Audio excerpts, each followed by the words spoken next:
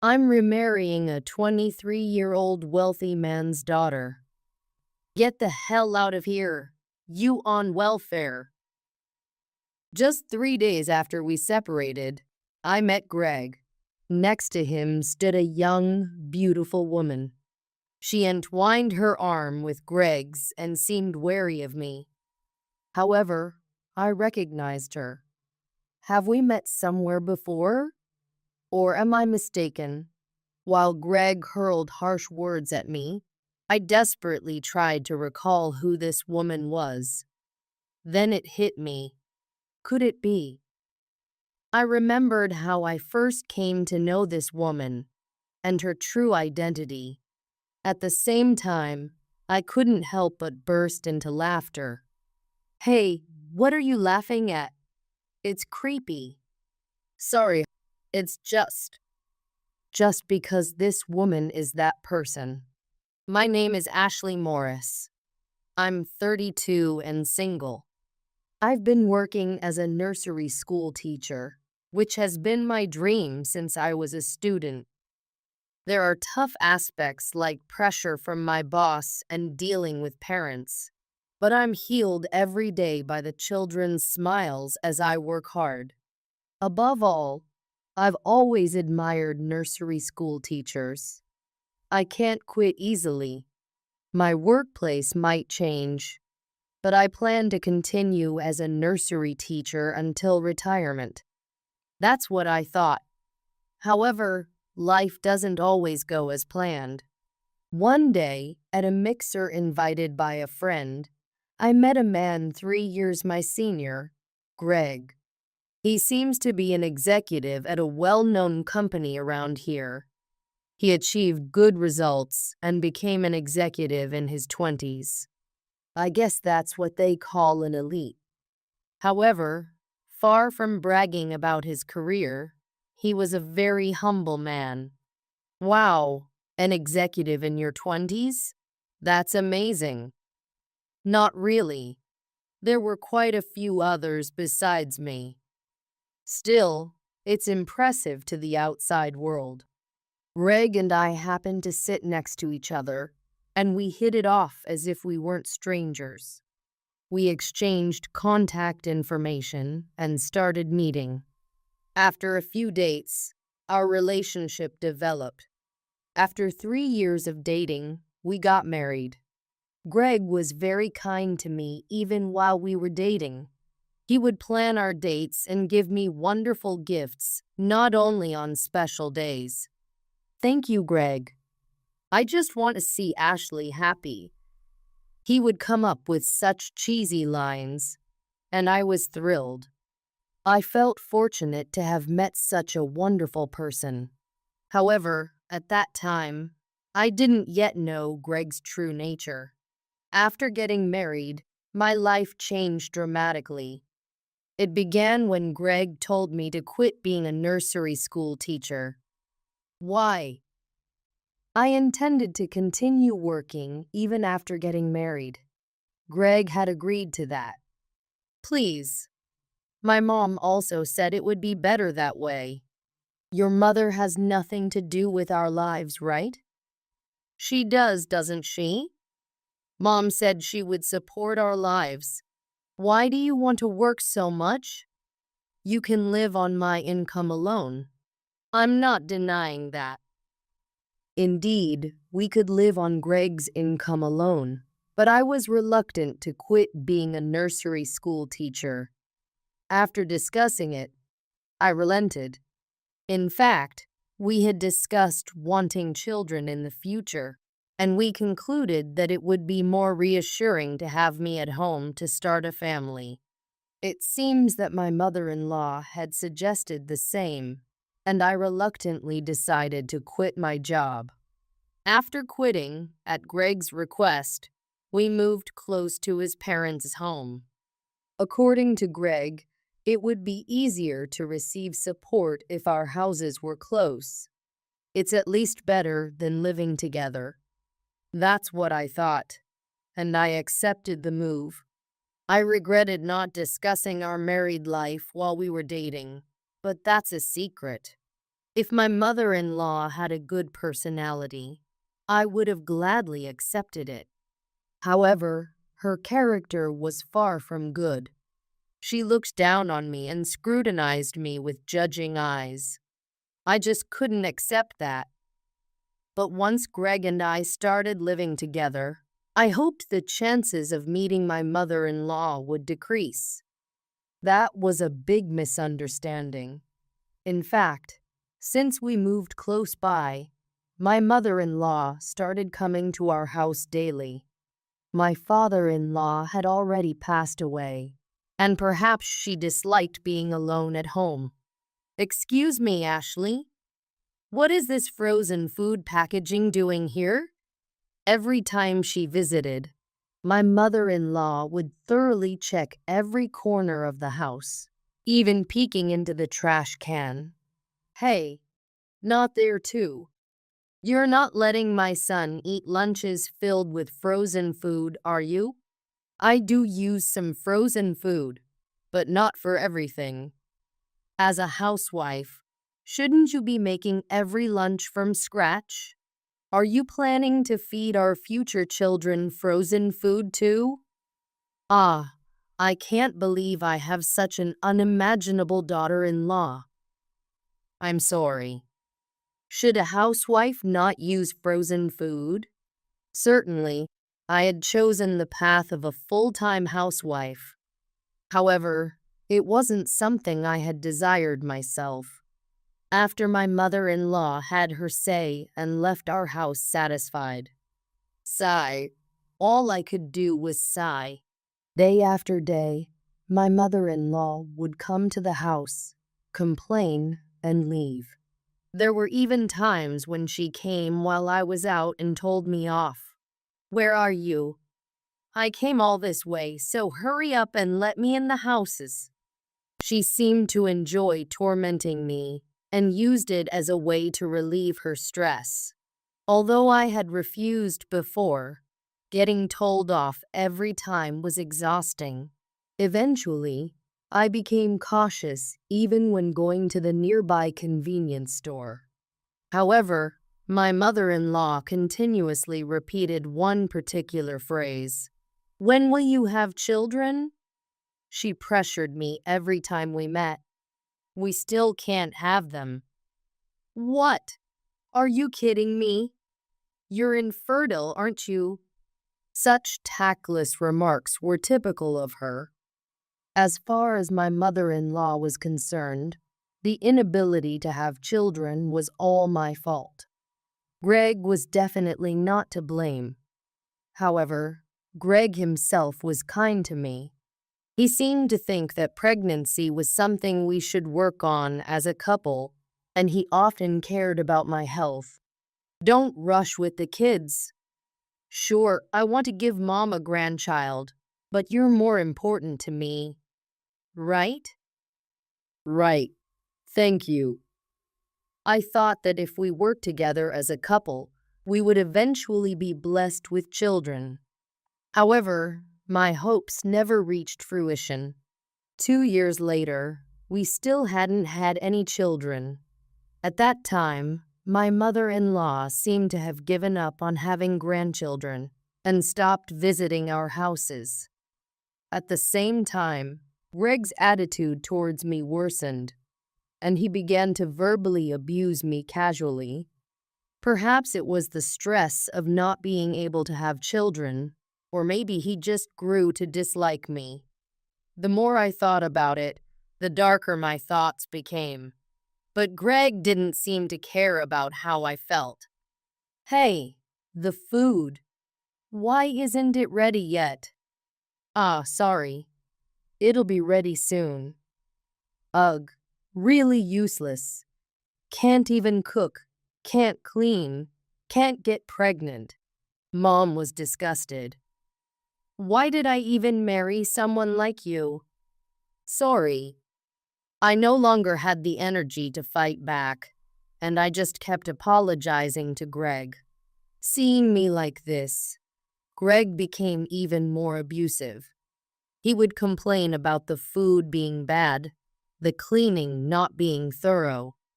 I could even get yelled at for a single strand of hair being out of place.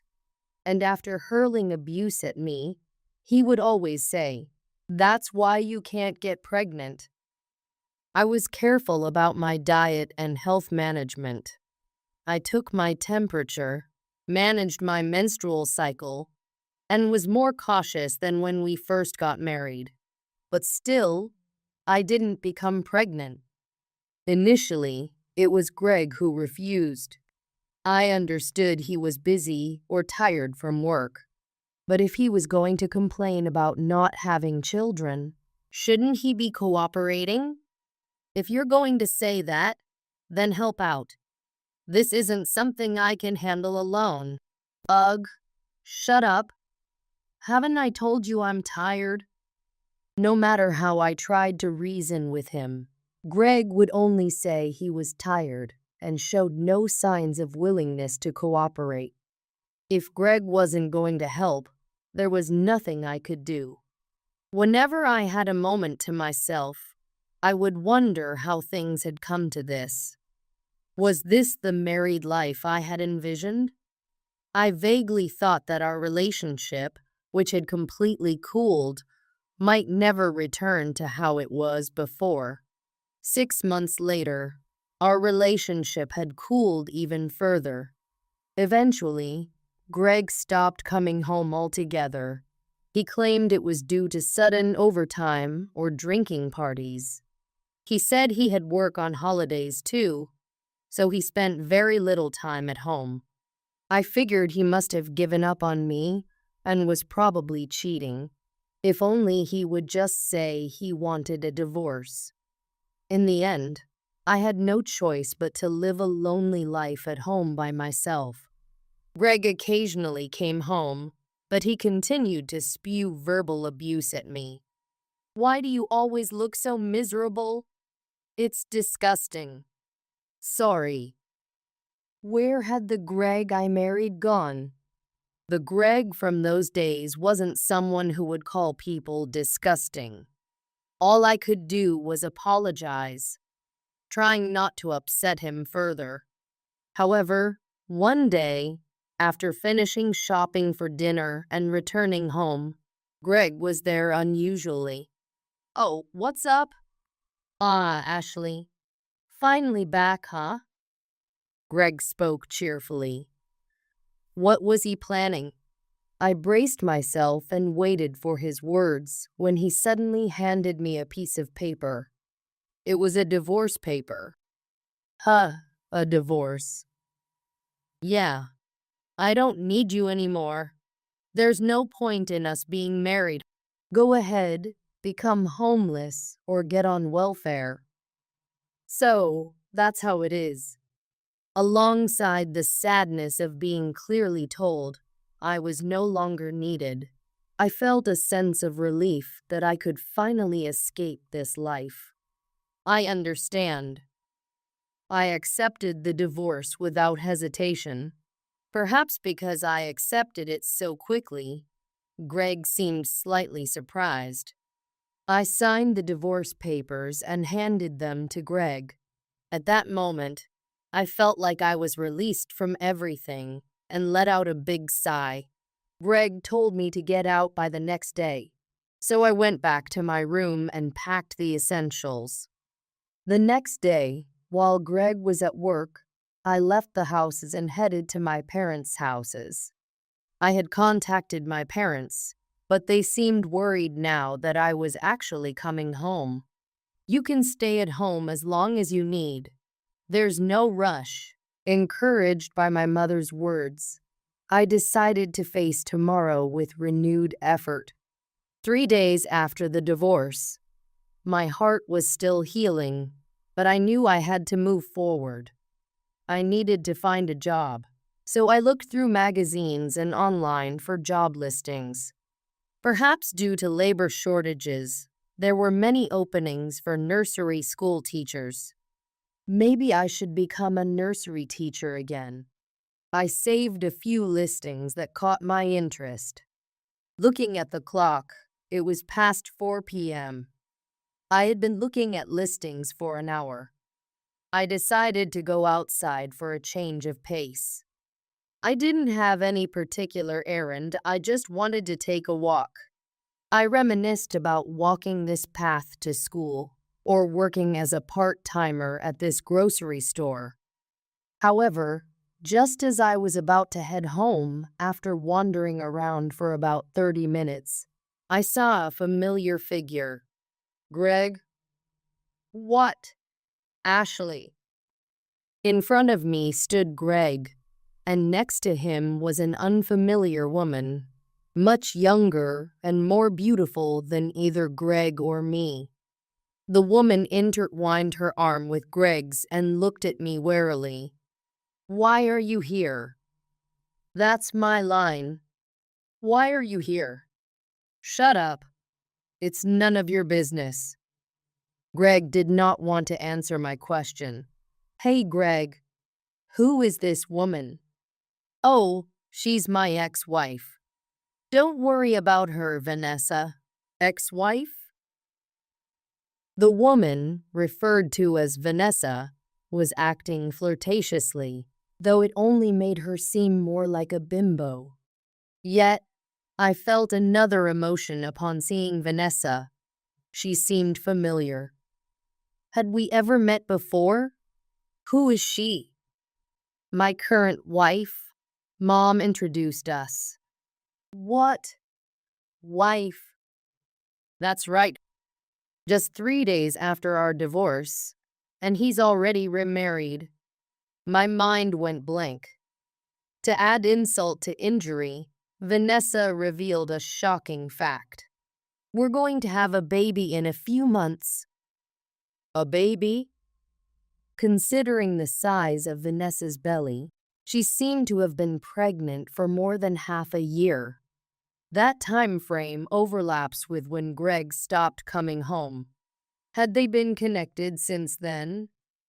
Anyway, Greg looked at Vanessa's face and once again forced reality upon me. I'm remarrying a 23-year-old wealthy man's daughter. Get the hell out of here, you on welfare. Greg said this and burst into a dirty laugh, which Vanessa joined with a high-pitched giggle. That's not. I'm not on welfare. Shut up. Stop pretending. Then Greg and Vanessa burst into laughter again. I felt miserable and was about to cry. However, as I glanced at Vanessa's face, I realized something. The déjà vu I had been feeling since earlier, and the fact that Vanessa was a wealthy man's daughter. Everything connected. At the same time, my tears receded and laughter welled up inside me. Ha ha. My sudden laughter made them step back a bit. Why is she laughing? Gross. Can't handle this. Shall we go? Disgusted by me, the two of them quickly left the scene. The reason I laughed at Vanessa was that I knew her real identity. Indeed, Vanessa is a wealthy man's daughter. However, it's not a successful wealth. In fact, her parents' company, which they managed, was on the brink of bankruptcy. A little while ago, when I was reading job sites and magazines, Vanessa was introduced as a wealthy man's daughter with a photo. It's rare for a wealthy family to introduce their daughter like that, which is why it's stuck in my memory. When I later researched the company owned by the wealthy family, various bulletin boards and review sites mentioned it was close to bankruptcy, and indeed, it seemed to be in quite precarious management. Bankruptcy seemed imminent. It was that much of a troubled company. Maybe this could work. Seeing Greg happy, and the fact that his mother introduced Vanessa, watching all this, something inside me crumbled. I was determined to teach them a lesson with my own hands. They might be happy now, but I'll definitely plunge them into the depths of misery. The first thing I did to bring them down was to offer them a direct apology. A few days after meeting Greg again, I contacted Greg, apologized for laughing, and expressed my desire to give them a baby shower gift. Initially cautious, Greg accepted my request once he saw I was remorseful. However, this was merely a part of my strategy. I wanted to claim damages from Greg and Vanessa through a lawyer, but I had no solid evidence. So, pretending to be remorseful, I called them out to let them spill everything about how they met and the baby, recording everything to submit to the lawyer. A week later, I was at a cafe near my parents' home. Greg and Vanessa arrived about 10 minutes past our meeting time. Sorry.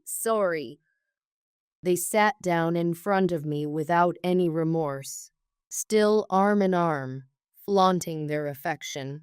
Sorry for calling you out suddenly. I was thinking about how rude I was last time we met. I wanted to apologize. Also, isn't your child due soon? I was wondering if I could give you a baby shower gift. Really? Wow, you're so thoughtful.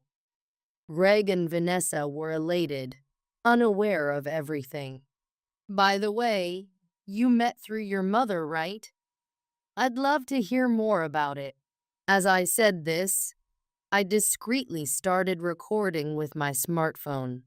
You want to know? Can't help it then?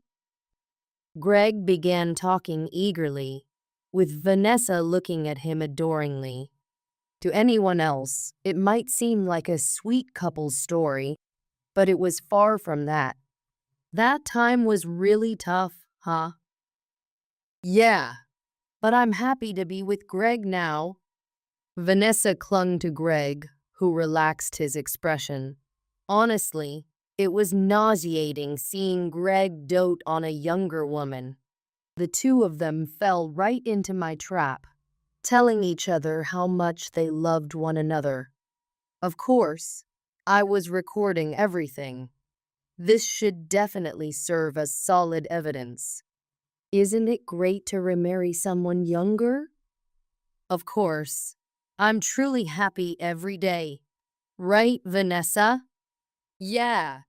So happy. Their lovey-dovey talk lasted over an hour. It was hard to keep smiling and nodding, but the more comfortably they talked, the more advantageous it was for me. 3 hours later, we all went our separate ways. I went home and replayed the recordings. Everything was recorded clearly. I then contacted the law firm I had in mind. After a day's activities, I flopped onto my bed. Greg and Vanessa's happy faces wouldn't leave my mind. It seemed he was happier with her than when he was with me. When did he start to dislike me? Sigh. Before our marriage, I only saw the good sides of Greg, and now I was painfully aware of it. 2 weeks later, I called them to a nearby station, saying I wanted them to see the actual baby gift. They arrived about 10 minutes late, arm in arm as usual, putting so much effort into seeing the actual gift, huh? You seemed so sad before, but you're actually celebrating for us. Yeah, so happy. Happy indeed. They were as close as ever, but their happiness would only last until this moment. Shall we go? I led them to a taxi. Our destination was the law office. Unaware of anything, they continued to flirt in the taxi, impressively unconcerned about public eyes. A few minutes later, the taxi arrived at the law office. The blissfully unaware couple followed me without any suspicion, but Greg realized something was amiss as we entered. Hey, what's this place? He shouted, but it was too late. Guided by the receptionist, They were led into a conference room. Were you tricking us? What do you mean? The two of them were yelling loudly, but the lawyer present calmed them down. Did you really think I was going to give you a baby shower gift? Thanks for coming all this way. What? As the two flustered people sat down, the lawyer explained what was happening and why I had taken such actions. Really, you're the worst. What's with this person? We're already divorced, right? We don't have anything to do with compensation. I am going to sue you for the abuses of me, especially under your cheating. You can still claim such compensation after a divorce, you know? All the lovey-dovey talk you happily shared at the cafe has been recorded and submitted, and the fact of your affair hasn't changed. You. Greg sighed deeply and leaned back in his chair, but he sat up quickly when the lawyer mentioned the amount of compensation being demanded. $15,000? That's impossible. I can't pay that either. What? Can't pay? Why don't you ask her parents? Vanessa made a displeased face at my words. I pressed further, knowing her situation. Oh, but that might be difficult. Her parents' company is about to go bankrupt, isn't it? So no funds, huh? Bankrupt? What do you mean? The company was doing well. Greg, who hadn't been informed, widened his eyes and looked at Vanessa, realizing she couldn't escape the truth any longer. Vanessa suddenly changed her demeanor and began to talk. Ah, so it's all come out. Then no need to hide it. Yes, my parents' company is on the brink of bankruptcy. Ever since I met this old man, the business has been failing. So I thought I'd milk him for all he's worth and then leave. I never expected to get pregnant. You, calling me an old man. What? You just realized? I never wanted to marry someone like you in the first place. But since I got pregnant, I had no choice. Really, you're the worst. I can't do this anymore. I want a divorce as soon as possible. With that, Vanessa burst into high laughter. She seemed like a completely different person. Naturally, Greg was shocked by Vanessa's demeanor.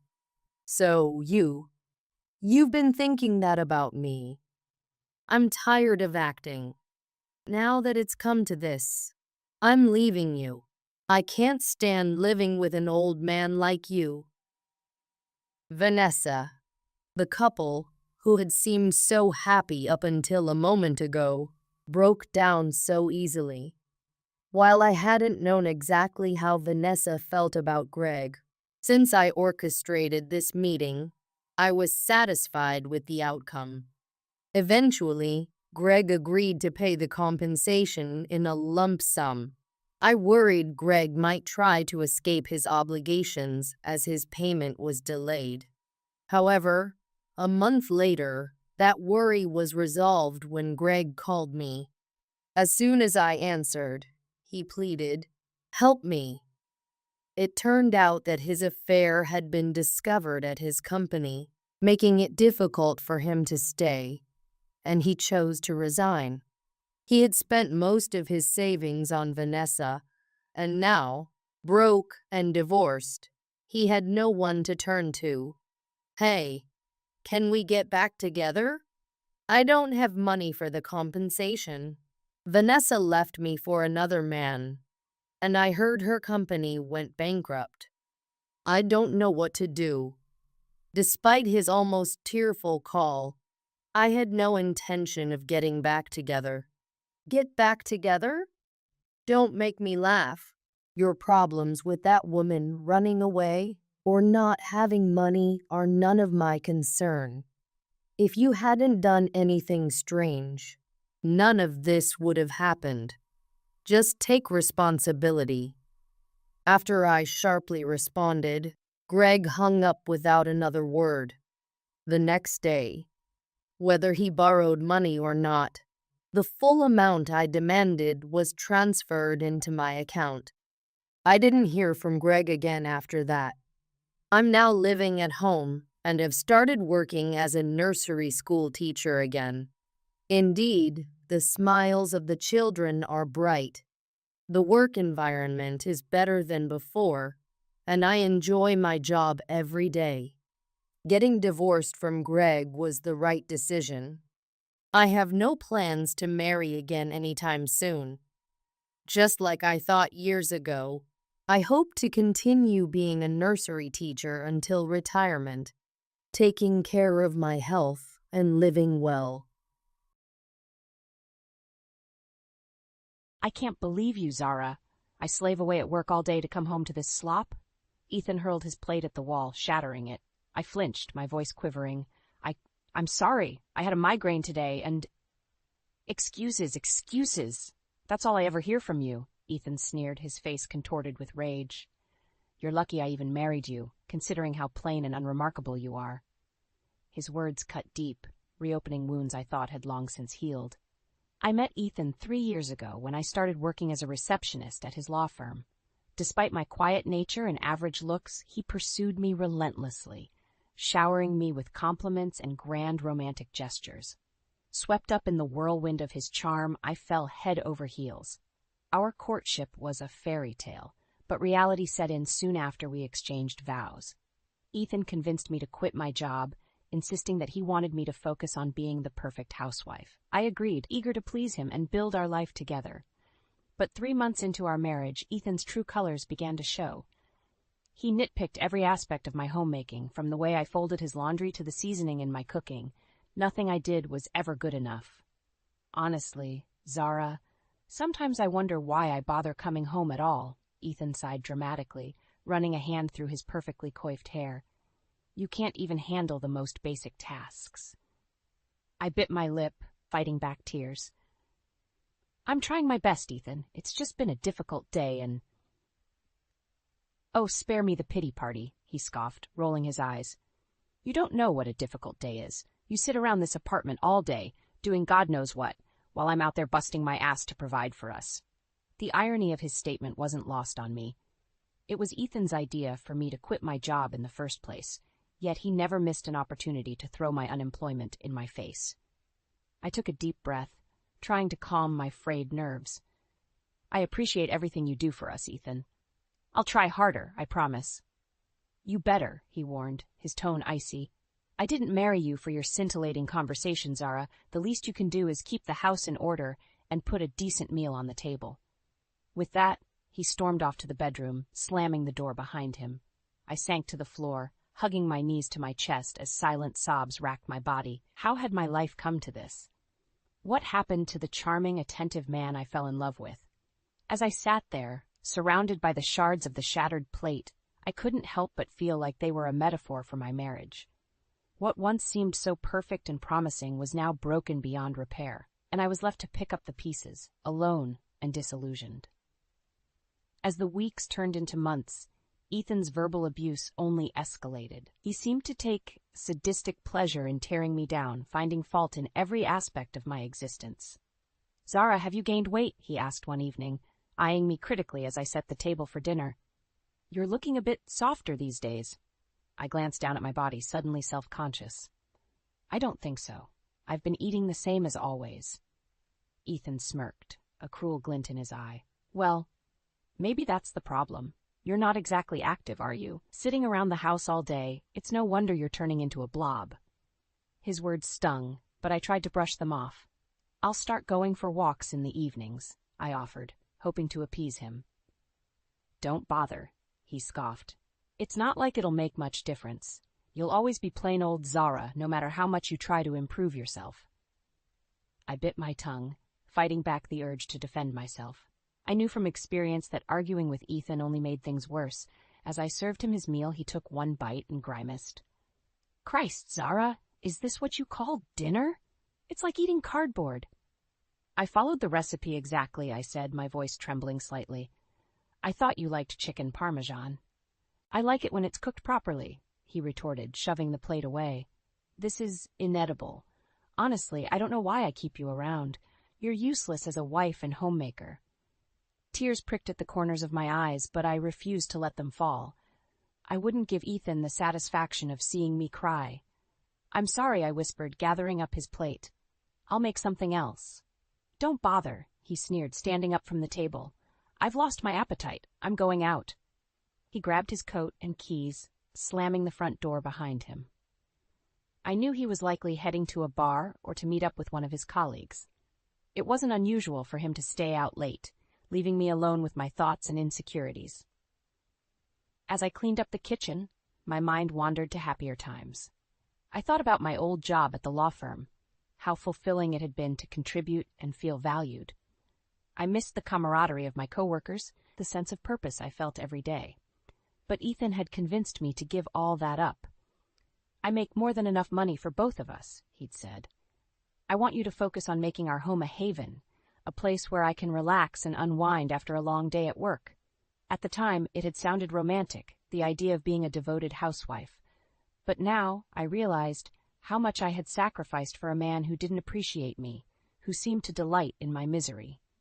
Late that night, as I lay in bed alone, I heard Ethan stumble in, reeking of alcohol and perfume. He collapsed onto the bed beside me, snoring loudly, not even bothering to undress.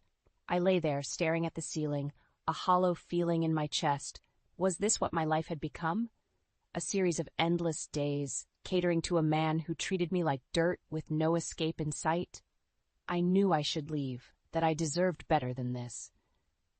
But a part of me still clung to the hope that Ethan would change, that he'd go back to being the charming, loving man I'd married. Little did I know, the worst was yet to come, and my illusions were about to be shattered in the most devastating way possible. It was a typical Sunday afternoon, and I was doing laundry, trying to keep myself busy and distracted from the constant tension that hung over our household. As I emptied Ethan's pockets before tossing his pants into the washing machine, his phone tumbled out, landing on the floor with a clatter. I picked it up, intending to place it on the counter, when a message flashed across the screen. It was from Valerie, Ethan's secretary at the law firm. I hesitated for a moment, knowing I shouldn't pry, but something compelled me to open the message. What I saw made my blood run cold. It was a photo of Valerie, scantily clad and posed provocatively, accompanied by a text that left little to the imagination. Can't wait for round 2, baby. Last night was incredible. I felt like I'd been punched in the gut. My hands shook as I scrolled through the message history, each exchange more explicit than the last. It was clear that Ethan and Valerie were having an affair, and from the looks of it, it had been going on for months. Rage and betrayal coursed through my veins. How could he do this to me? After everything I'd sacrificed for him, all the abuse I'd endured, he had the audacity to cheat on me with his secretary. I heard the front door open and Ethan's footsteps in the hallway. I stormed out of the laundry room, his phone clutched in my hand, ready to confront him. "What the hell is this?" I demanded, thrusting the phone in his face. Ethan's eyes widened for a moment, but he quickly composed himself. "What are you doing snooping through my phone, Zara? That's private." "Private?" I laughed bitterly. "You're screwing your secretary, and you have the nerve to talk about privacy." He sighed, running a hand through his hair. "It's not what it looks like. It's just harmless flirting. Nothing more." "Don't lie to me," I screamed, hot tears streaming down my face. "I saw the messages, the photos. How long has this been going on?" Ethan's face hardened, his eyes turning cold. "Fine. You want the truth?" "Yes, I've been sleeping with Valerie. But can you blame me? Look at you, Zara. You're a pathetic excuse for a wife. I only married you because I thought you'd be easy to control, but even that's proving to be more trouble than it's worth." His words hit me like a slap in the face. I stumbled back, my mind reeling. "You never loved me," I whispered, the realization dawning on me. This whole marriage was a sham. Ethan smirked, a cruel twist of his lips. "Oh, don't act so surprised. Did you really think someone like me would genuinely fall for someone like you? You were a means to an end, Zara. A convenient little wife to keep the house clean and warm my bed at night. but even you couldn't get that right. I felt like I was going to be sick. The man I had loved, the man I had given up everything for, was nothing more than a manipulative, cheating bastard. "I'm done," I said, my voice shaking with a mix of anger and grief. "I'm leaving, and I'm filing for divorce." Ethan laughed, a harsh, grating sound. "Go ahead. But remember, Zara, you're nothing without me. You have no job, no skills, no prospects. Good luck finding someone else to put up with your pathetic existence." I didn't bother responding. I grabbed a suitcase and started packing, throwing in clothes and essentials with trembling hands. I couldn't spend another minute in this house, with this man who had shattered my heart and my illusions. As I walked out the door, I felt a sense of relief wash over me, tinged with the bitterness of betrayal. I knew the road ahead would be difficult, but anything was better than staying in a marriage built on lies and manipulation. It was time to pick up the pieces of my life and start anew, far away from Ethan and the toxic love that had nearly destroyed me. With my marriage in shambles and my heart in pieces, I found myself on my sister's doorstep, suitcase in hand. She took one look at my tear-stained face and pulled me into a tight hug, ushering me inside without a word. Over the next few days, I poured out my story to her, recounting every painful detail of Ethan's betrayal and the emotional abuse I had endured. She listened patiently, offering comfort and support, her anger at Ethan's actions simmering just beneath the surface. "You can stay here as long as you need," she assured me. "We'll get you back on your feet, Zara. You're stronger than you know." With her encouragement, I started looking for work, determined to regain my independence. I landed a job as a waitress at a high-end bistro, the kind of place Ethan and his colleagues would often frequent for business lunches. At first, I was nervous, worried that I wouldn't be able to keep up with the fast-paced environment and demanding customers. But as the weeks passed, I found myself thriving in the role, my natural warmth and attentiveness shining through. The regular customers began to take notice, complimenting me on my service and friendly demeanor. "You always manage to brighten my day, Zara," one elderly gentleman said, patting my hand as I refilled his coffee. "You have a real gift for making people feel welcome." Their kind words were a balm to my battered self-esteem, slowly helping me rebuild the confidence Ethan had systematically torn down. I started to see myself in a new light, not as the worthless, unlovable woman he had made me believe I was, but as someone with value and purpose. One evening, as I was clearing tables after a particularly busy shift, my manager pulled me aside. "Zara, I just wanted to let you know how impressed I am with your work," he said, smiling warmly. "You've become an integral part of our team, and the customers adore you. Keep up the great work." I thanked him, feeling a sense of pride and accomplishment wash over me. For the first time in years, I felt like I was truly good at something, that I had a place where I belonged. As I walked home that night, I couldn't help but reflect on how far I had come in such a short time. Just a few months ago, I had been a broken shell of a woman, convinced that I was nothing without Ethan. But now, I was standing on my own 2 feet, building a life for myself that had nothing to do with him. When I arrived at my sister's apartment, I found a large envelope waiting for me on the kitchen table. My heart sank as I recognized Ethan's handwriting, and with trembling fingers I tore it open. Inside were divorce papers, already signed by Ethan. A note was attached, his words dripping with disdain. "I've made it easy for you, Zara. Just sign on the dotted line, and you'll be free of me. Not that anyone else would want you, but at least you won't be my problem anymore." I stared at the papers, a mix of emotions swirling within me. Relief that I could finally sever ties with the man who had caused me so much pain. Anger at the callous way he dismissed our marriage, and a tiny lingering sense of sadness for the love I had once believed we shared. But as I picked up the pen and signed my name, I felt a weight lift from my shoulders. I was no longer Ethan's wife, no longer bound to a man who had never truly loved me. I was Zara, a woman with her own strength, her own worth, and a future that was mine to shape. I slid the papers back into the envelope, sealing it with a sense of finality. Tomorrow I would mail them to Ethan's lawyer, and my new life would truly begin. I had no idea what the future held, but for the first time in a long time, I was excited to find out. A few weeks after I sent the signed divorce papers, I decided to visit the apartment Ethan and I had once shared to collect the last of my belongings. As I stepped inside, a flood of memories washed over me, both good and bad. I pushed them aside, focusing on the task at hand. I was just finishing up when I heard the front door slam open. I spun around to see Ethan standing there, his face contorted with rage. "What the hell do you think you're doing?" he snarled, storming towards me. I stood my ground, refusing to be intimidated. "I'm just getting the rest of my things, Ethan. I have every right to be here." "Like hell you do," he shouted, grabbing my arm roughly. "This is my apartment, Zara. You have no claim to it anymore." I yanked my arm free, glaring at him.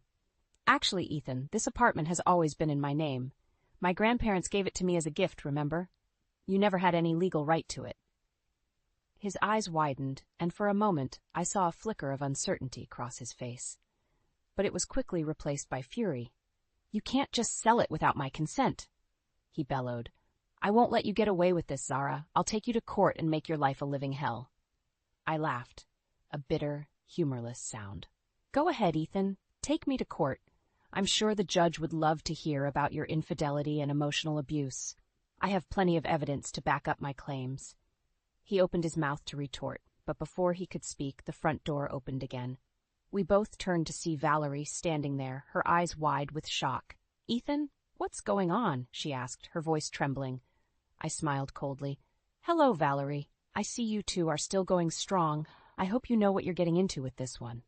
Valerie's gaze darted between Ethan and me, confusion and fear written all over her face. "Ethan, what is she talking about?" Ethan's face paled, and he took a step towards her. "Valerie, baby, it's not what it looks like. Zara and I are just having a little disagreement about the apartment. It's nothing to worry about." I scoffed. "A little disagreement? Is that what you call it when you ambush your ex-wife and try to intimidate her into giving up her property?" Valerie's eyes narrowed and she crossed her arms over her chest. "Ethan, I think you have some explaining to do." I picked up my box of belongings and brushed past them, pausing in the doorway. "You two deserve each other," I said, my voice dripping with contempt. "But Valerie, if I were you, I'd watch my back. Ethan has a habit of lying and cheating to get what he wants." With that, I walked out, leaving them to their own devices. As I stepped out into the sunlight, I felt a sense of triumph wash over me. I had stood up to Ethan, had shown him that I was no longer the meek, submissive woman he had married. I was stronger now, and I wasn't going to let him push me around anymore. As I made my way back to my sister's apartment, I couldn't help but smile. For the first time in years, I felt truly free.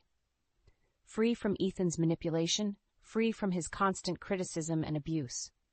I knew the road ahead wouldn't be easy, but I was ready to face whatever challenges lay ahead. I had survived Ethan's betrayal, had picked up the pieces of my shattered life, and put them back together. And now I was ready to start a new chapter, one where I was in control of my own destiny. The future was uncertain, but one thing was clear. I was never going to let anyone treat me the way Ethan had ever again. I was done being a victim, done being a doormat. From now on, I was going to stand up for myself and fight for the life I deserved, and heaven help anyone who tried to stand in my way.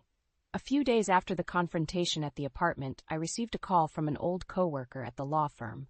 She had overheard Ethan spinning a tale to Valerie about moving into his family's luxurious vacation home, and she couldn't help but reach out to me. "Zara, I know it's none of my business, but I thought you should know," she said, her voice laced with concern. "Ethan is lying to Valerie about his living situation. I've seen the place he's talking about, and it's a far cry from the mansion he's describing."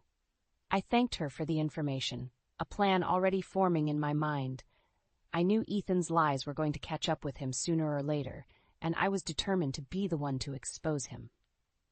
I dug through my old files until I found a photo of the actual vacation home, a rundown shack that was barely habitable. Armed with this evidence, I made my way to the law firm, determined to confront Ethan and Valerie. As I walked into the office, I saw them standing together by the water cooler, laughing and flirting as if they didn't have a care in the world. I marched up to them, a smile plastered on my face. "Ethan, Valerie, so good to see you both," I said, my voice dripping with false sweetness. They turned to face me, Ethan's eyes narrowing in suspicion. What are you doing here, Zara? I thought I made it clear that I didn't want you around. I ignored him, turning to Valerie. I couldn't help but overhear your conversation about the vacation home, Valerie. It sounds absolutely lovely, but I think there's something you should see. I pulled out the photo of the shack, holding it up for her to see. This is the real vacation home, Valerie. The one Ethan has been lying to you about.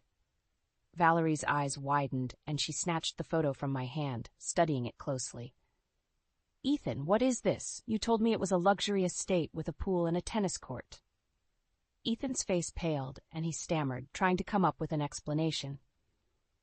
But before he could speak, I pulled out my phone, playing a series of audio recordings. The recordings were of Ethan's raunchy encounters with various women at the office, evidence gathered by a fed-up coworker who had had enough of his misconduct. The sound of his grunts and moans filled the air, interspersed with the giggling and sighing of his conquests. Valerie's face turned bright red, and she rounded on Ethan, her eyes blazing with fury. You bastard! You've been cheating on me this whole time, haven't you? With every woman in this damn office. Ethan held up his hands, trying to placate her. Valerie, baby, it's not what it sounds like. I can explain. But Valerie wasn't having it. She slapped him hard across the face, leaving a bright red handprint on his cheek. Save it, Ethan. I've heard enough. I'm going straight to HR and reporting your sorry ass for sexual harassment. We'll see how long you keep your job once they hear about this. She stormed off, leaving Ethan standing there, his mouth agape. He turned to me, his eyes filled with rage and desperation. You bitch, he snarled, taking a step towards me. You've ruined everything. I'll make you pay for this, Zara. I swear to God, I'll destroy you. I laughed, a cold, mirthless sound. You've already destroyed me, Ethan. You took everything from me, my love, my trust, my self-respect. But now it's my turn. I'm going to watch you lose everything, just like I did, and I'm going to enjoy every damn minute of it. With that, I turned on my heel and walked out, leaving him to face the consequences of his actions. I knew it was only a matter of time before the truth came out, before Ethan's web of lies unraveled completely, and when it did, I would be there to watch him fall. True to her word, Valerie marched straight into HR and reported Ethan's misconduct. She provided them with copies of the audio recordings I had shared, as well as her own testimony about his lies and infidelity. The fallout was swift and severe. Ethan was immediately suspended pending an investigation, and within a week he was fired from the law firm. His reputation was in tatters, and word quickly spread throughout the legal community about his unethical behavior. I watched from the sidelines as Ethan's life unraveled, feeling a sense of grim satisfaction. He had brought this upon himself, and now he was paying the price for his actions. But even in his downfall, Ethan couldn't let go of his ego. He showed up at my sister's apartment one evening, pounding on the door and demanding to see me. I opened the door warily, keeping the chain latched. What do you want, Ethan? He looked haggard and desperate, his eyes bloodshot, and his clothes rumpled.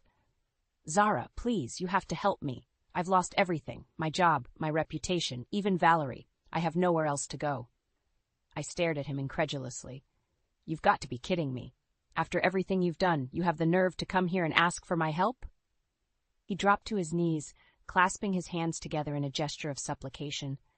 I know I don't deserve it, but I'm begging you, Zara. I'll do anything. Just give me another chance. I shook my head, feeling a mix of pity and disgust. Ethan, I gave you more chances than you ever deserved. I put up with your abuse, your lies, your cheating, all because I loved you. But that love is gone now, and it's never coming back. He looked up at me, his eyes filled with tears. Zara, please, I know I can change. I'll be a better man, I swear it. Just don't leave me like this. I sighed, closing my eyes for a moment. When I opened them again, my gaze was steady and resolute. Ethan, I'm not leaving you. I've already left. I moved on with my life the moment I walked out of our apartment with divorce papers in hand. I reached behind the door and picked up a small box, handing it to him through the gap. Here, I packed up the rest of your things from the apartment. Consider it my final act of kindness. He took the box, his hands shaking. Zara, I held up a hand, cutting him off. I don't want to hear it, Ethan. We're done. I'm done. I have a new life now, one that doesn't include you, and I suggest you start building one for yourself, because I won't be there to pick up the pieces anymore. With that, I shut the door, sliding the chain back into place. I leaned against it for a moment, taking a deep breath. I could hear Ethan on the other side, sobbing and pleading, but I tuned him out. I had meant what I said. I was done with Ethan, done with the toxic love that had nearly destroyed me. I had fought too hard and come too far to let him drag me back down into the darkness.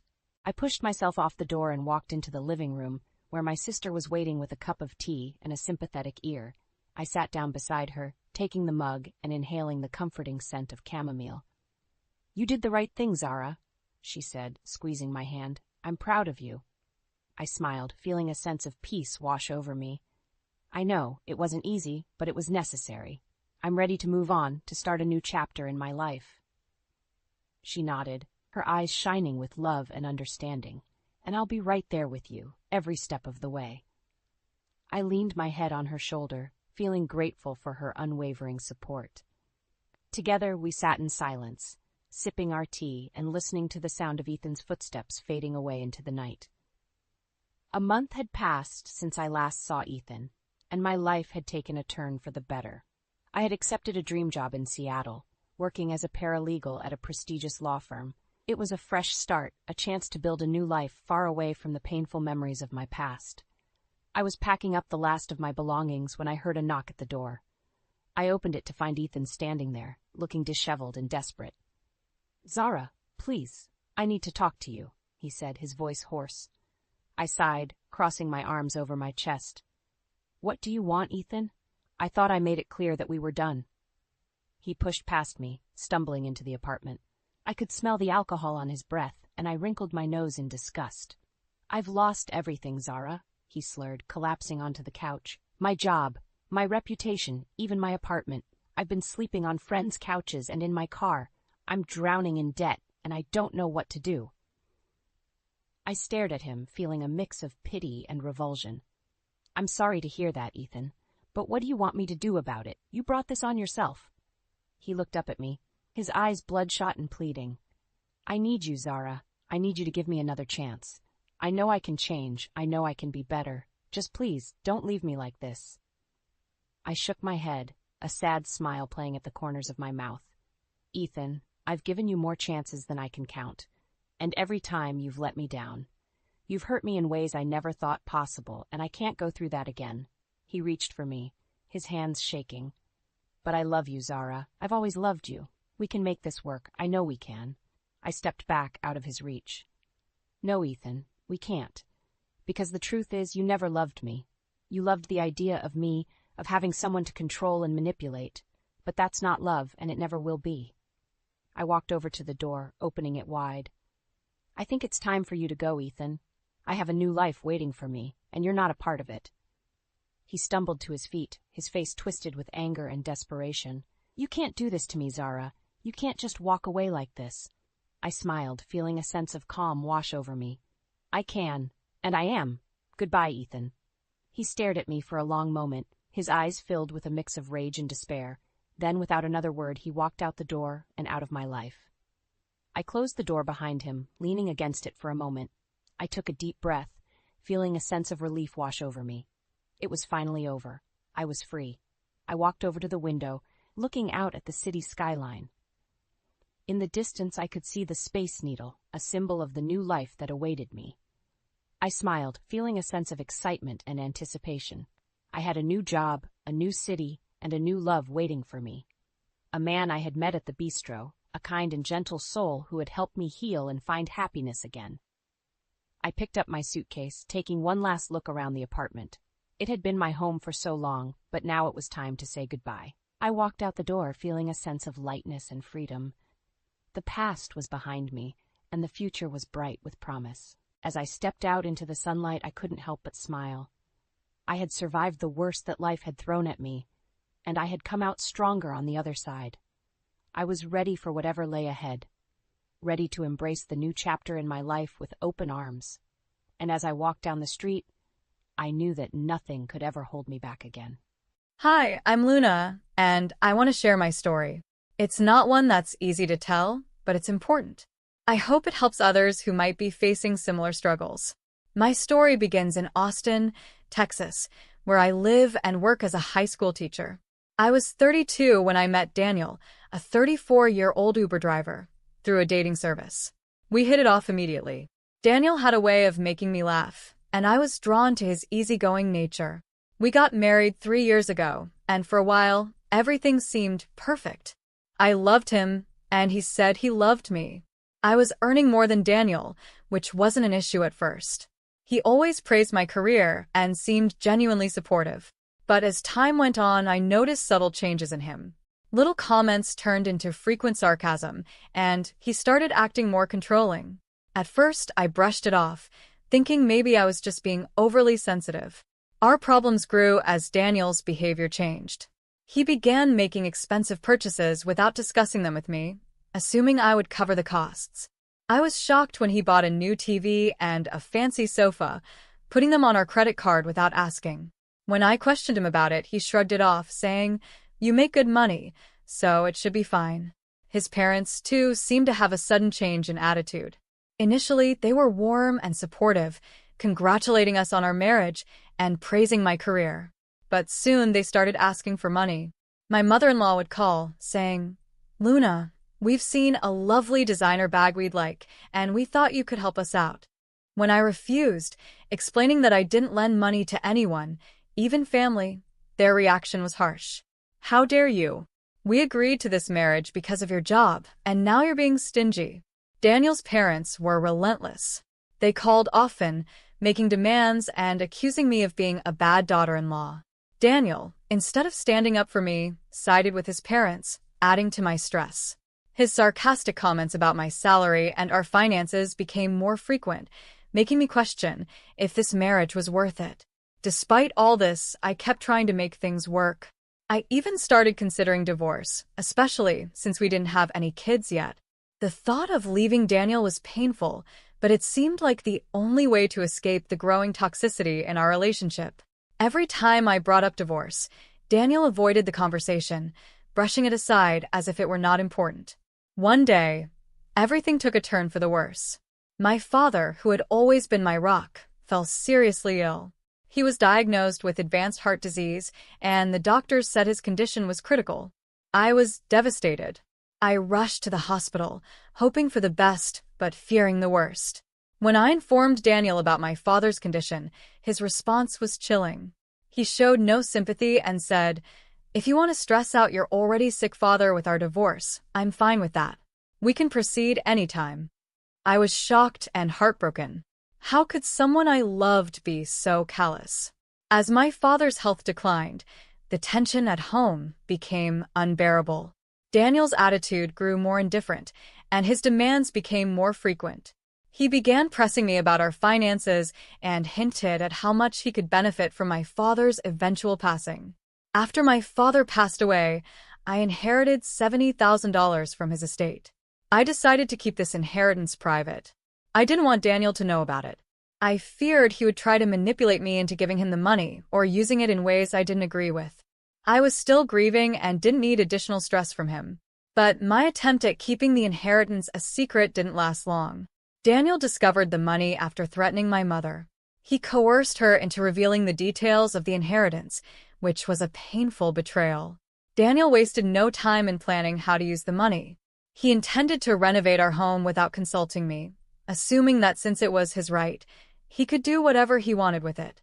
I was furious. The last thing I wanted was to have Daniel controlling the money that was meant to be a legacy for my father. I decided it was time to confront the situation head-on. But before I could gather my thoughts and discuss it with Daniel, he had already started the renovation plans, using the inheritance money as if it were his own. The situation was becoming increasingly dire. I knew that if I wanted to save myself from further manipulation and greed, I had to act quickly. The once loving and supportive husband I married had turned into a manipulative and controlling man, driven by greed. And his parents, who had once seemed so kind, were now just as bad, if not worse. It was clear that I had to make some difficult decisions. My heart was heavy with the weight of everything that had happened. But I knew that in order to reclaim my peace and integrity, I needed to confront the situation directly. The road ahead was uncertain, but I was determined to find a way out of this mess and protect myself from the toxicity that had taken over my life. Continuing from where I left off, things only got worse after Daniel discovered the $70,000 inheritance. He seemed to think the money was rightfully his to control, and his behavior became increasingly aggressive. I was struggling to manage my grief and deal with Daniel's escalating demands, and I felt trapped. One evening, I came home to find Daniel waiting for me, a smug expression on his face. "Luna, we need to talk about the renovations," he said, his voice dripping with entitlement. I knew he had already started planning, and the thought of him using my father's money without my consent made me fume. "What renovations?" I asked, trying to keep my voice steady. "You didn't discuss anything with me." Daniel waved his hand dismissively. "We've been living in that old house for too long. It's time for an upgrade, and I've decided to use the inheritance for it." I felt my heart race. The inheritance is not for renovations. It's my money, and I want to decide what to do with it. He laughed, a harsh, mocking sound. "Oh, come on. We both know it's for the benefit of our home. Why are you being so selfish?" I tried to explain that I needed to handle the inheritance carefully and that his actions were disrespectful. But he cut me off. "You're always making everything about you. This money is going to make our home better. Why can't you just support me for once?" Daniel's arrogance was unbearable. He had no respect for the fact that this money came from my father's estate and was supposed to be a tribute to his memory, not a tool for his personal gain. The next few days were filled with tension. I tried to keep a low profile, hoping the situation would somehow resolve itself. But Daniel's demands and manipulations didn't stop. He began making aggressive phone calls to contractors and started making plans for extensive renovations, using the inheritance money he had no right to. The situation reached a boiling point when Daniel confronted me about the property documents related to the inheritance. He demanded to know where I had kept them, insisting he needed to access the money. I was stunned. How could he be so brazen? "I'm not going to let you control this money," I said firmly. "I'm keeping everything in my name. You have no right to it." Daniel's face darkened. "If you don't hand over the documents, I'll make sure everyone knows how you've been holding out on me. Do you really want to deal with that kind of trouble?" His threats were hollow, but they made me realize just how far he was willing to go. I decided I needed to take action before things escalated further. It wasn't long before Daniel's manipulative tactics took another turn. He started involving his parents more directly in the situation. They began calling me regularly, demanding I hand over the inheritance or they would take legal action. Their tone was accusatory and confrontational, showing no sympathy for my situation. Their demands were so intense that I decided I had to take a stand. I consulted a lawyer to understand my rights and options. I learned that I had legal protections and that Daniel's behavior could be classified as financial abuse.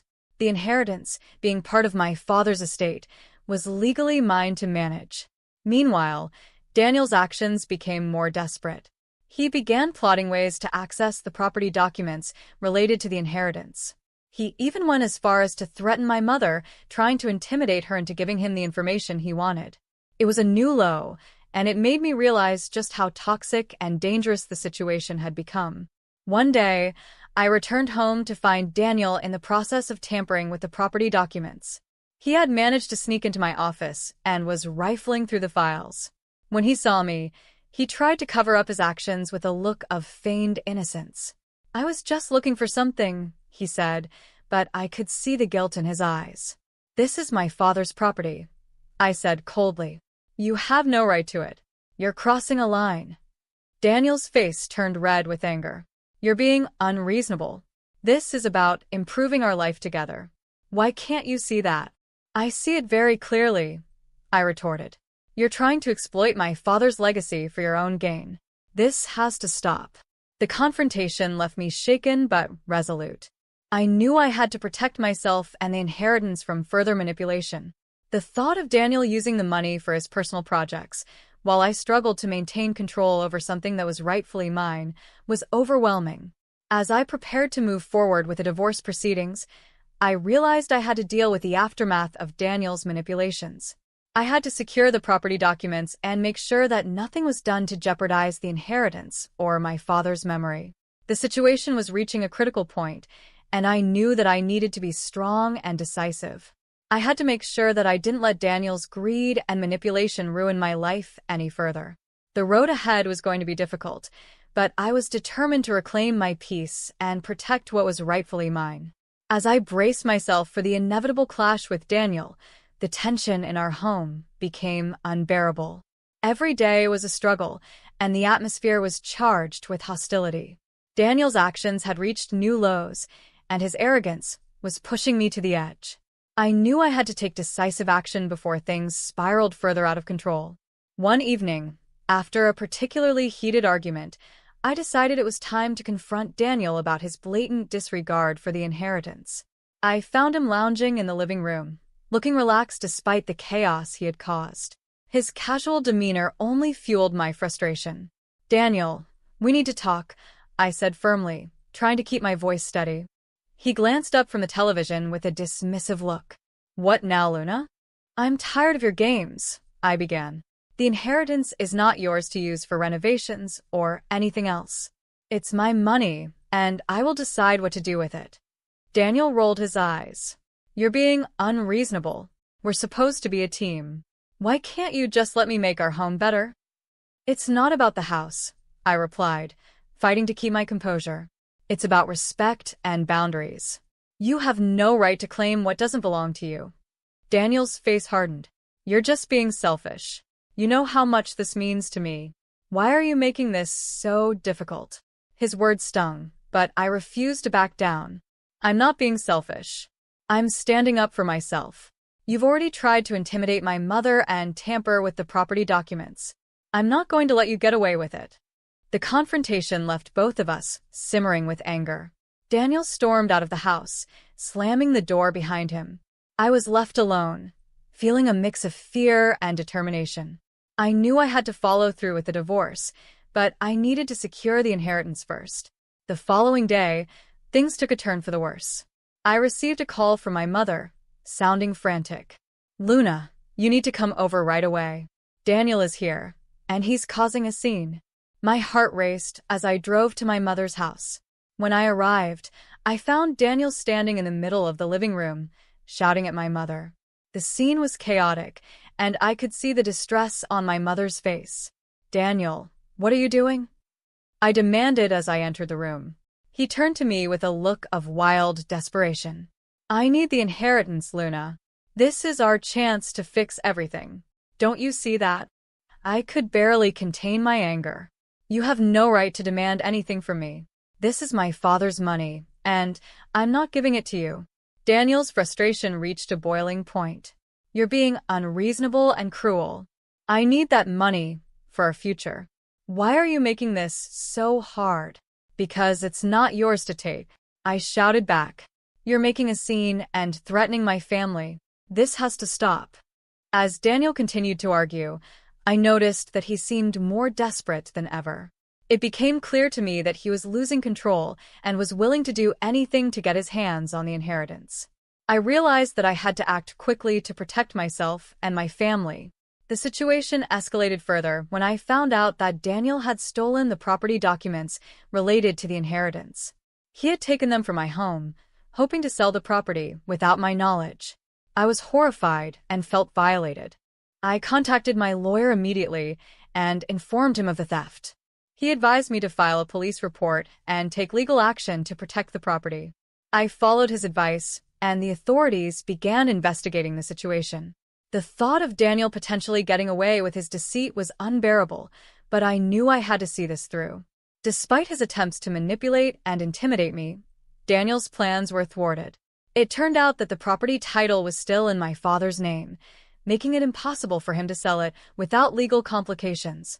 This news seemed to deflate him, and he began to backtrack, attempting to reconcile. One day, Daniel showed up at my parents' house, his demeanor a mix of anger and desperation. "Luna, please. I'm sorry for everything. I just wanted to make things better for us. Can't we work this out?" I looked at him coldly. "It's too late for apologies. You've crossed too many lines. The inheritance isn't cash. It's property, and you can't touch it. His face fell as he realized that his plans had failed. He tried to salvage what he could, but I was resolute. The damage was done, and I was determined to move forward. As the legal proceedings continued, Daniel faced mounting pressure. The investigation into his theft of the property documents revealed his attempts to exploit the situation. The news spread, and his reputation, as well as that of his parents, began to suffer. They faced public embarrassment and financial troubles, adding to the pressure on them. Through all this, I remained focused on my goal. The divorce proceedings were initiated, and I was determined to protect my inheritance and my peace of mind. It was clear that Daniel's greed and manipulation had led to his downfall, and I was determined to see this through to the end. The weeks that followed were a whirlwind of legal battles and emotional turmoil. With Daniel's attempts to manipulate the situation exposed, the pressure on him mounted. I was determined to keep moving forward, no matter how difficult it was. My lawyer and I worked tirelessly to ensure that everything was in order and that the property was legally protected. One afternoon, while I was sorting through some paperwork at my mother's house, the phone rang. It was my lawyer, and his voice was grave. "Luna, I have some news. Daniel has been arrested for theft." The shock hit me hard. I had hoped that the legal process would bring resolution, but hearing that Daniel had been arrested was a stark reminder of how far things had deteriorated.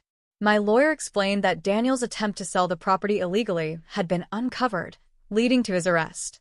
It was a significant step in holding him accountable for his actions. I couldn't help but feel a mixture of relief and sadness. Relief that the situation was finally being addressed, but sadness over the collapse of what had once been a hopeful relationship. Despite everything, I had hoped for a different resolution, one where we could have resolved our issues amicably. As news of Daniel's arrest spread, his parents were thrust into the spotlight.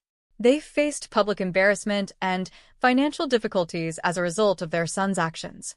Their desperation was palpable, and they reached out to me in a final attempt to salvage something from the wreckage. I received a heartfelt plea from Daniel's mother. "Luna, please, we're in dire straits. We need your help. Daniel's actions have destroyed us, and we don't know what to do." I listened to her voice on the phone, but I felt no inclination to offer assistance. The damage done to my family and myself was too great. I had endured enough manipulation and greed from Daniel and his family.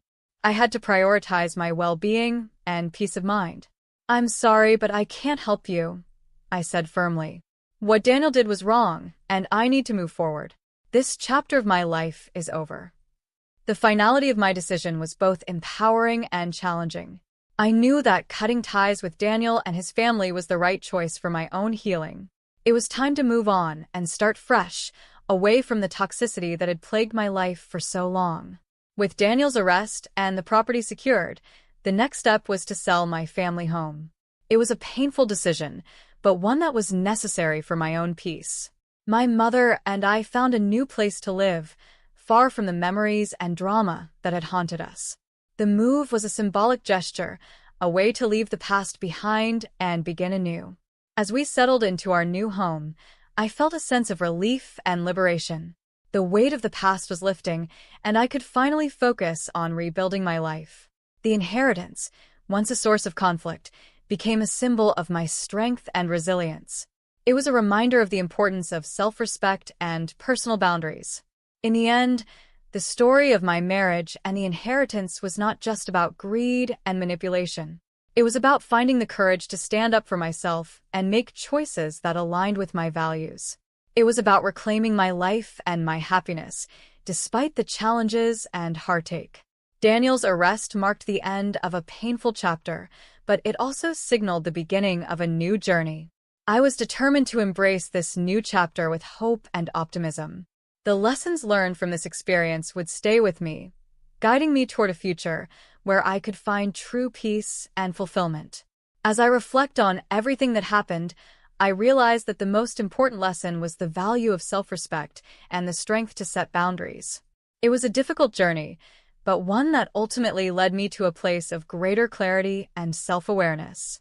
And so, with the past behind me and a new chapter ahead, I look forward to a future where I can build a life filled with positivity and growth.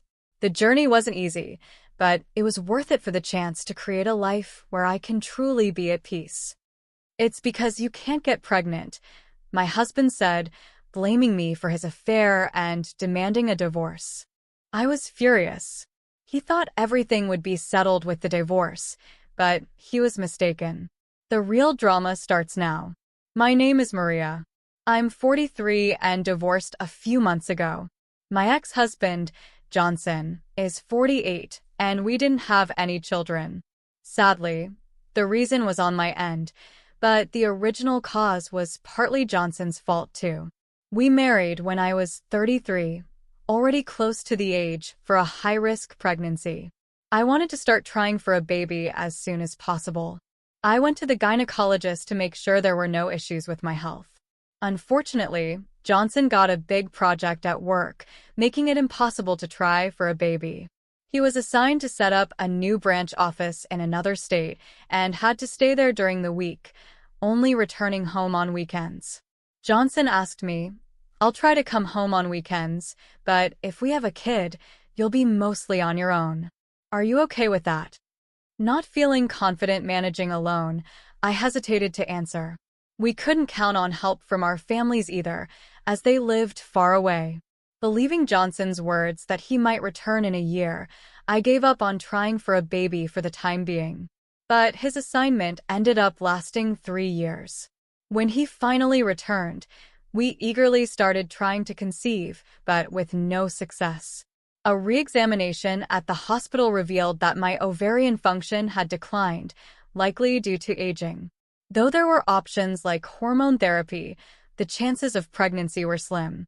I was devastated, but knew it wasn't Johnson's fault. He apologized repeatedly.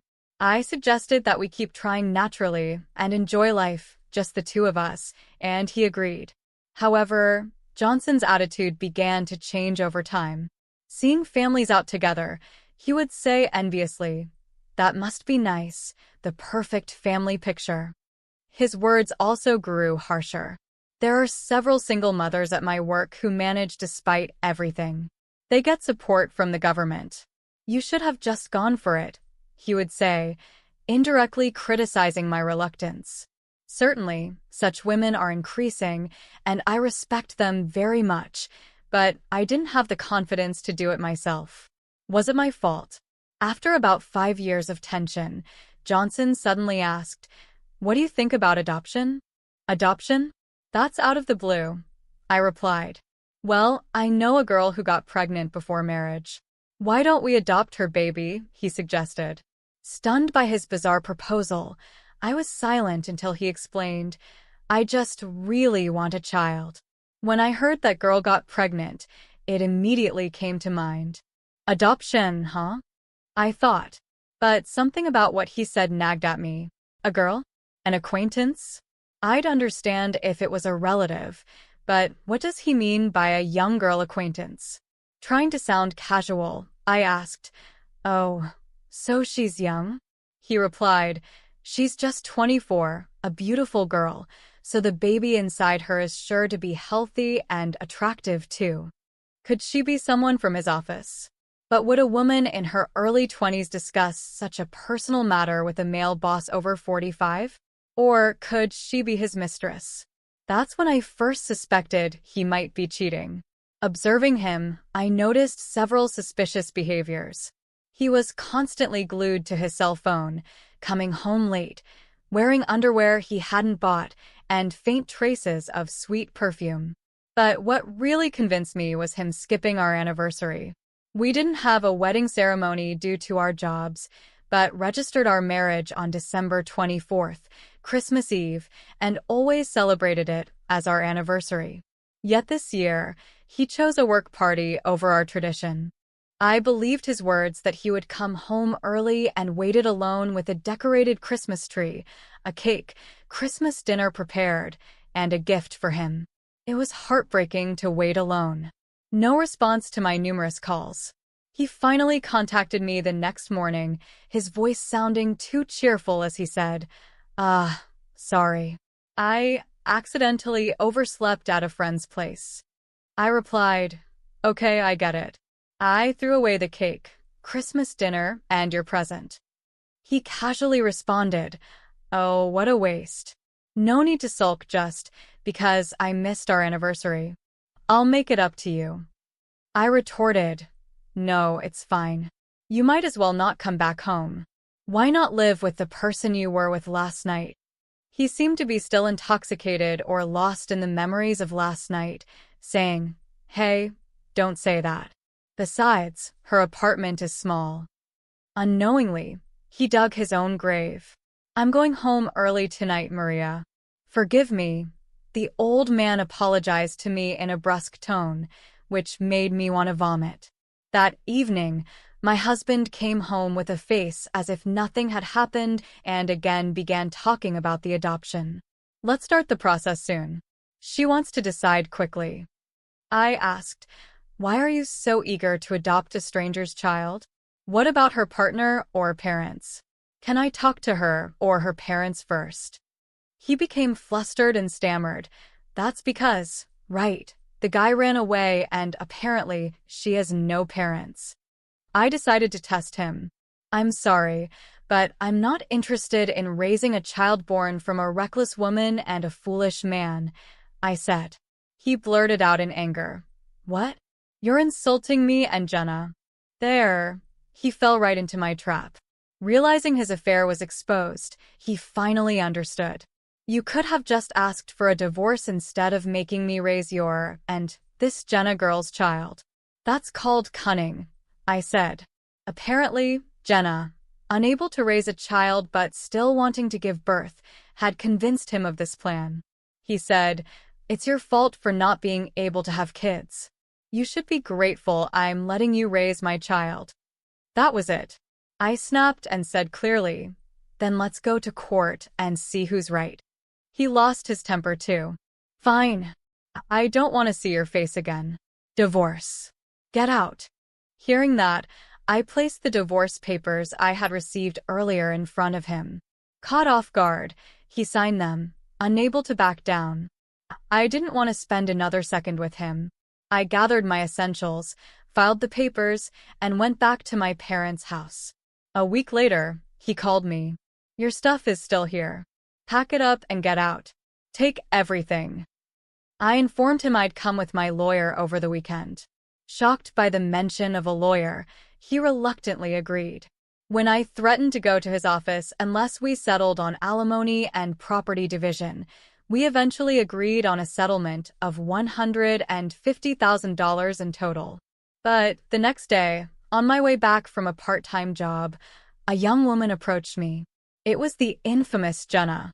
She was Johnson's type, short with long hair and cute, but her heavy makeup made her look tacky. "I can't pay it all at once," she yelled in a shrill voice as soon as she opened her mouth. "It's none of your business." Johnson agreed to pay in front of the lawyer. I replied. He actually hesitated, but he didn't want to deal with me any longer and eventually gave in. "Why did you call me there?" she demanded. "That's something you should ask Johnson," I said, unimpressed. "I thought we could just ditch the alimony sneakily," she mumbled.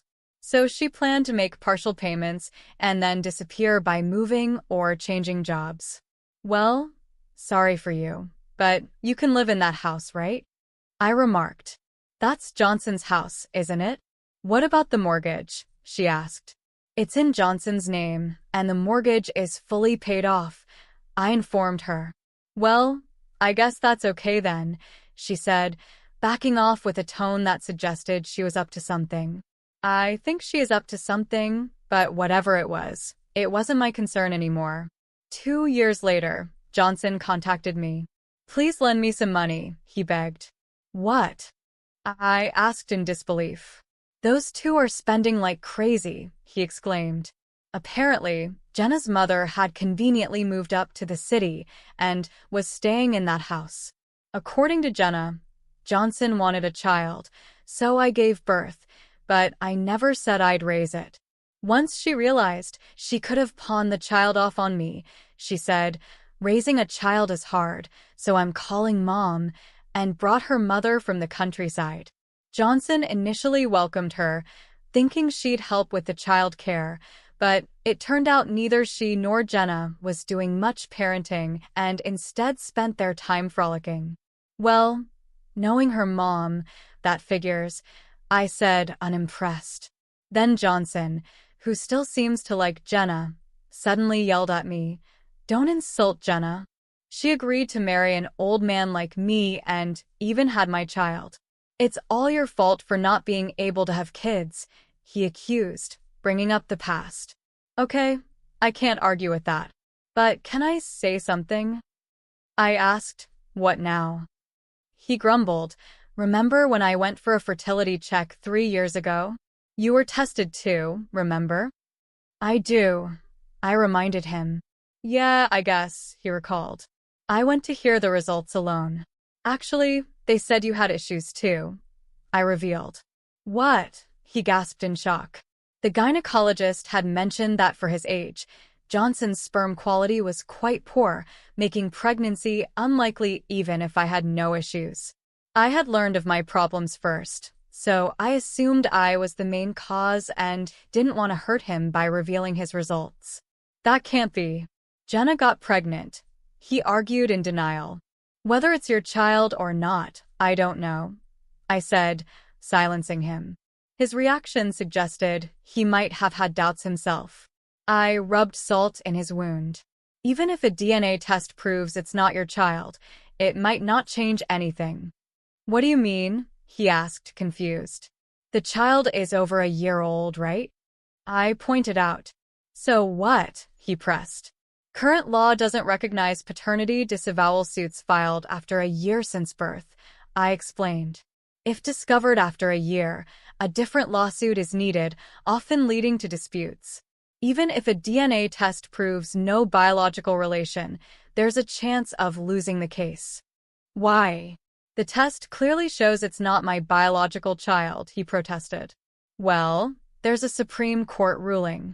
Even after divorce, the man had to pay child support," I explained thoroughly. Hearing this, Johnson just muttered, "It can't be.